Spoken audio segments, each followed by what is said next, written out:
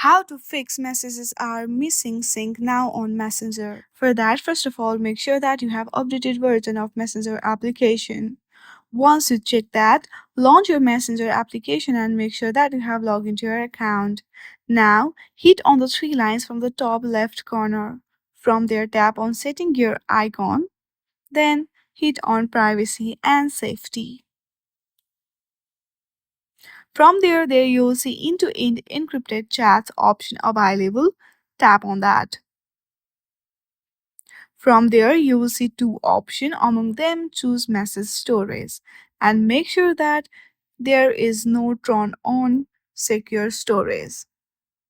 Once you turn on your secure storage, it will show you turn off secure storage.